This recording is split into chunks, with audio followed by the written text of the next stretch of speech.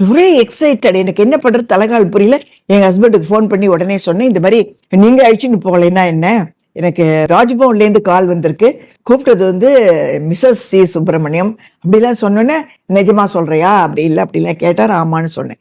So ஒரே so excited. சரி இது இப்படி எப்படி போயிடலாம் அப்படிங்கிற போது எனக்கு ஒரு சடனா போக முடியாத சந்தர்ப்பம், ஒரு லேடிஸ்க்கு உண்டான ஒரு பிரச்சனை வந்தது. ஐயோ இப்படி லட்டு மாதிரி ஒரு வாய்ப்பு கிடைக்கிறத இதை இப்படி மிஸ் பண்றோமே, இது என்ன இப்படி ஒரு விதி இப்படி கொண்டு என்ன விட்டுருக்குன்னு ஐ வாஸ் இன் டியர்ஸ். அப்போ எங்களோட இன்னொரு ஃப்ரெண்டு எதேச்சியா ஃபோன் பண்ணினா, ஞானம் நீ வரப்போறேன்னு ஜெயா சொன்னா, நீ வரையணும்னு. ஐயோ இந்த மாதிரி ஒரு ஆப்பர்ச்சுனிட்டி நான் மிஸ் பண்றேன் சபிதா, ஸோ என்னால் வர முடியாது. இல்லை யார் சொன்னது, எங்க மாமியார் அங்கேயே தான் இருக்கா, புட்டப்புறத்திலேயே தான் இருந்துன்னு இருக்கா, பாபாக்கு அதெல்லாம் ஒண்ணுமே கிடையாது, நீ கண்டிப்பா வரலாம், nothing wrong, this is nature.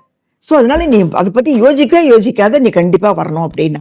So அதுக்கப்புறம் எனக்கு திருப்பி ஒரே எக்ஸைட்டடா இருந்தது.